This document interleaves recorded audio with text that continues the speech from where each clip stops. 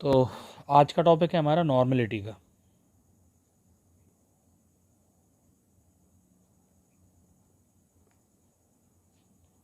तो सबसे पहले नॉर्मलिटी को डिफाइन करेंगे। तो normality is defined as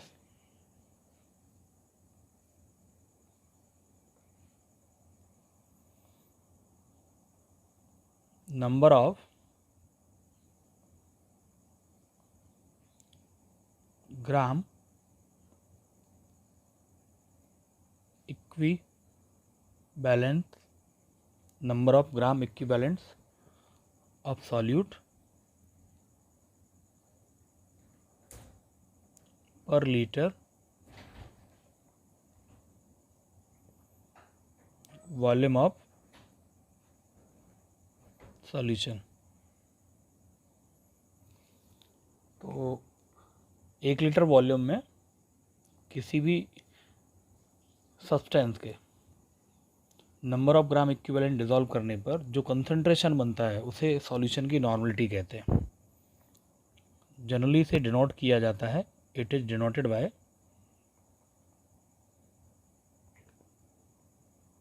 capital N। इसका फॉर्मूला बनेगा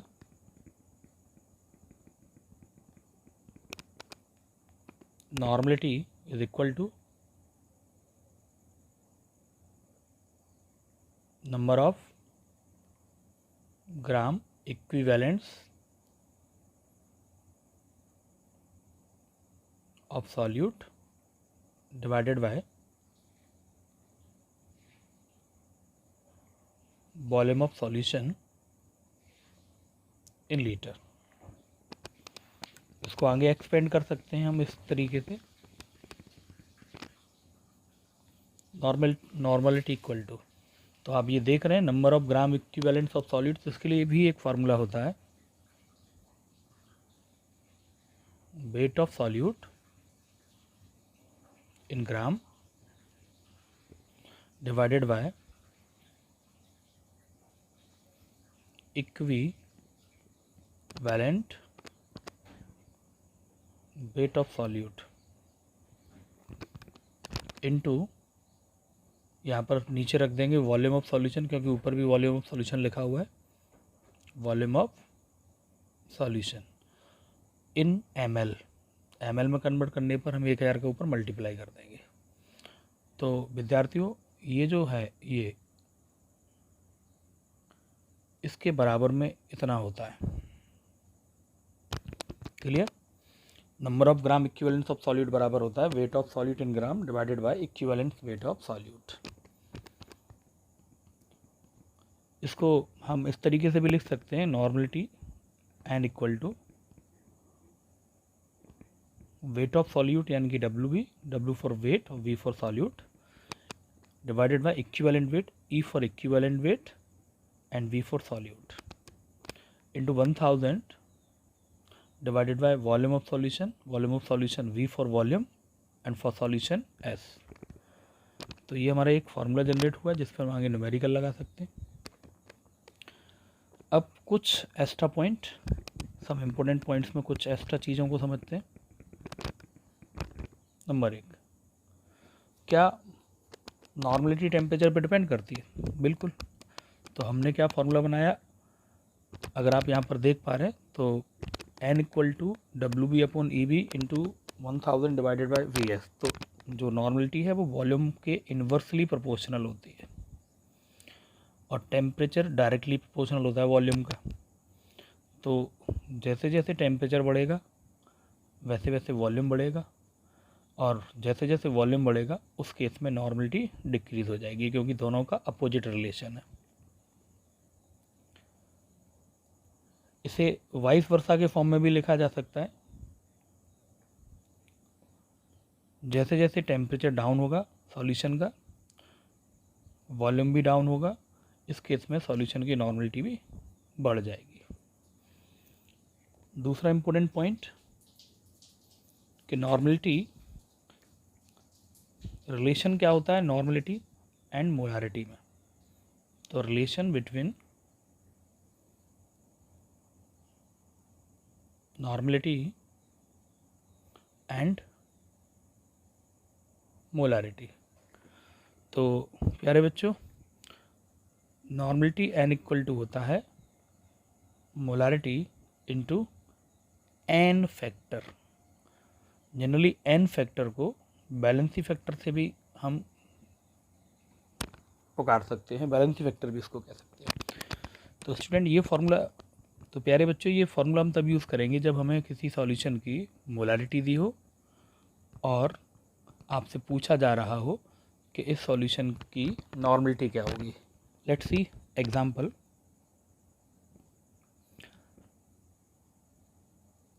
इफ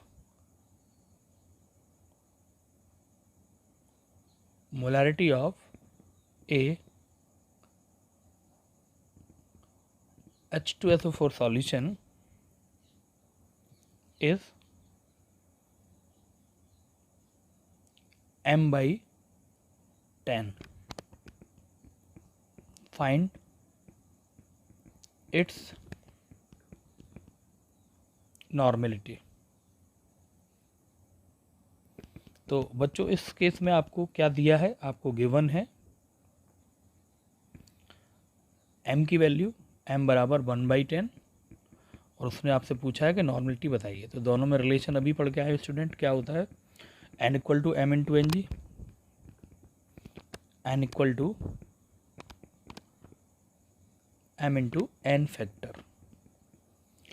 तो n बराबर 1/10।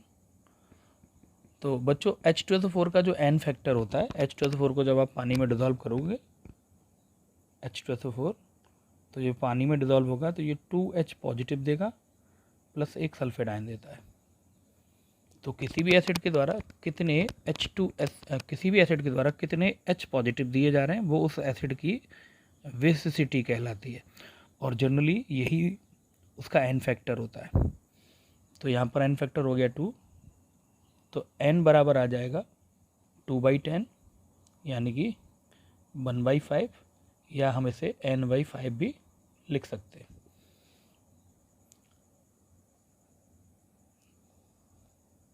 तीसरा इंपॉर्टेंट पॉइंट,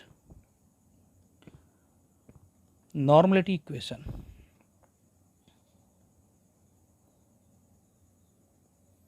नॉर्मलिटी इक्वेशन, तो normality equation generally n1 v1 बराबर n2 v2 होता है। तो प्यारे बच्चों इस फॉर्मूले का यूज़ हम तब करेंगे जैसे मान लीजिए हमारे पास दो सॉल्यूशन, एक सॉल्यूशन है NaOH का जिसकी नॉर्मलिटी n1 है एंड वॉल्यूम v1 है। आफ्टर डाइल्यूशन इसकी नॉर्मलिटी, आफ्टर डाइल्यूशन इसका वॉल्यूम v2 हो गया, देन इसकी नई मोलारिटी क्या होगी, इस चीज़ को हम यहाँ से कैलकुलेट कर सकते हैं। तो ये है आफ्टर डाइल्यूशन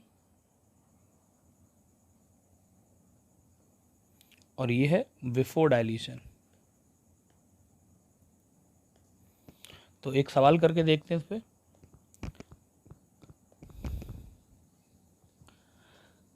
एक NaOH का सॉल्यूशन है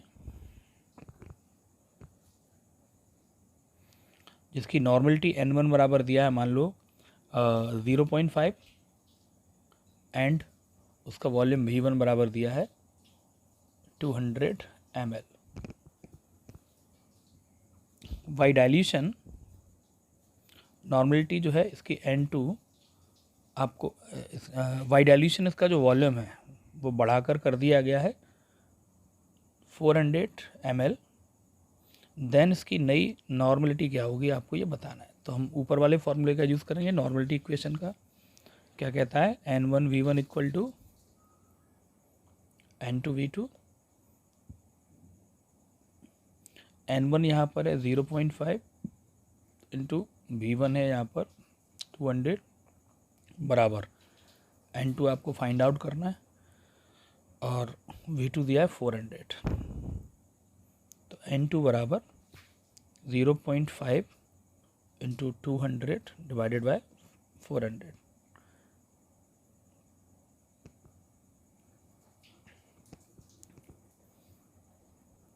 N2 बराबर 0.5 डिवाइडेड बाय 2, यानी कि N2 बराबर 0.25। तो इसको ऐसे भी लिख सकते हैं 0.25N। तो स्टूडेंट जैसा कि आप देख पा रहे हैं, हमने सबसे पहले वाले पॉइंट में पढ़ा था कि जैसे ही सॉल्यूशन का वॉल्यूम बढ़ता है, जैसे ही सॉल्यूशन का वॉल्यूम बढ़ता है उसकी नॉर्मलिटी घट जाती है।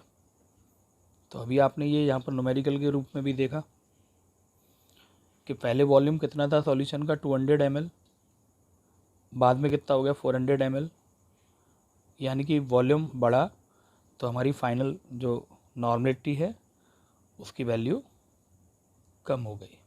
क्लियर? इसके अलावा स्टूडेंट चौथा एक पॉइंट और बन सकता है यहाँ पर, नॉर्मलिटी ऑफ मिक्सिंग। क्या बोलते हैं? Normality of mixing.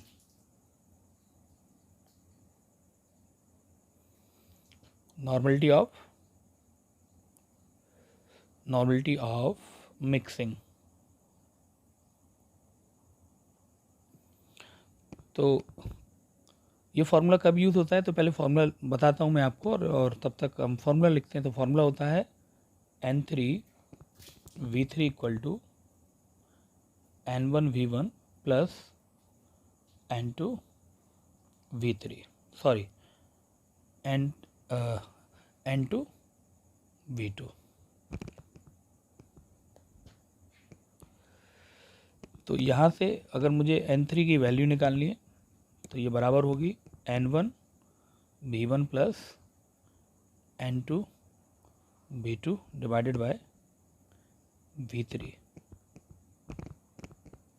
इसके अलावा हम इसको ऐसे भी लिख सकते हैं N3 बराबर N1V1 plus N2V2 divided by V1 plus V2। तो बच्चों ये फार्मूला तब यूज़ होगा जब आपको दो सॉल्यूशन दिए हो। मान लीजिए आपके पास दो सॉल्यूशन है, सॉल्यूशन ए प्लस सॉल्यूशन बी। ये सॉल्यूशन NaOH का है और ये भी सॉल्यूशन NaOH का है और इसकी नॉर्मलिटी है N1 एंड वॉल्यूम है V1। इसकी नॉर्मलिटी है N2 और वॉल्यूम है V2। अब आपने क्या करा, इन दोनों सॉल्यूशन को आपस में मिक्स कर दिया। तो आपने मिक्स किया, तो मिक्स करने से एक फाइनल सॉल्यूशन बना। अब इस फाइनल सॉल्यूशन का जो वॉल्यूम है वो V3 हो गया, जो कि बराबर होगा V1 प्लस V2 के, जो कि बराबर होगा V1 प्लस V2 के। V1 मतलब आपका फर्स्ट सॉल्यूशन का वॉल्यूम एंड V2 आपका सेकेंड सॉल्यूशन का वॉल्यूम। अब आपको ये बताना है ये जो हमारा मिक्स करने से नया सॉल्यूशन जनरेट हुआ उसकी फाइनल मोलारिटी क्या होगी। तो आप उस केस में N3 निकालोगे और आप फार्मूला यूज़ कर सकते हो ऊपर जो मैंने अभी बताया था ये वाला। तो प्यारे बच्चों, आज हमारा एक छोटा सा टॉपिक था नॉर्मलिटी। आइए इस पे कुछ न्यूमेरिकल चेक करते हैं।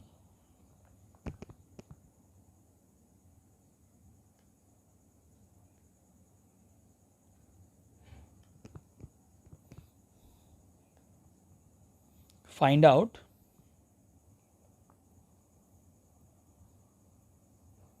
नॉर्मलिटी ऑफ 4 ग्राम पर लीटर NaOH सॉल्यूशन। तो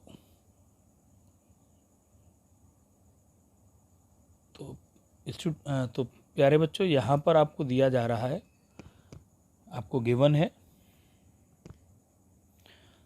wait of solute 4 gram, volume of solution अब यहाँ पर डायरेक्ट वॉल्यूम ऑफ सॉल्यूशन नहीं लिखा है, लेकिन यहाँ पर इन्होंने इस तरीके से लिख दिया। तो इस तरीके से लिखा हुआ है, आप यहाँ से वॉल्यूम ऑफ सॉल्यूशन कंसीडर कर लेंगे 1 लीटर। 1 लीटर यानी कि 1000 ml। साथ साथ हमें इक्विवेलेंट वेट की ज़रूरत पड़ेगी। तो NaOH का इक्विवेलेंट वेट 40 होता है।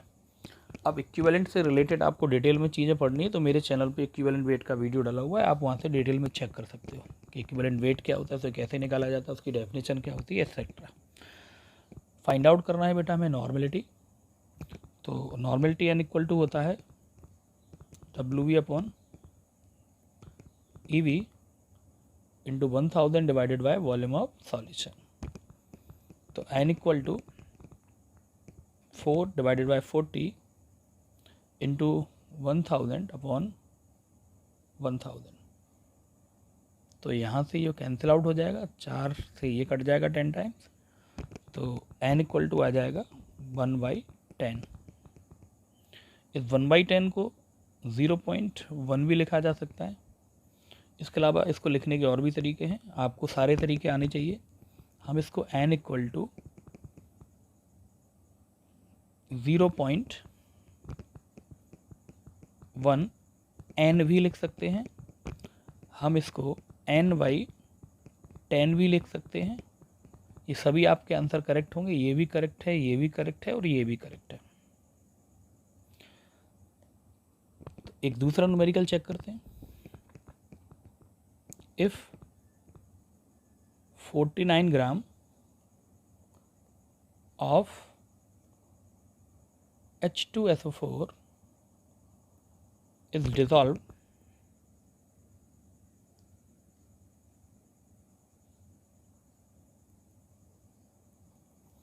in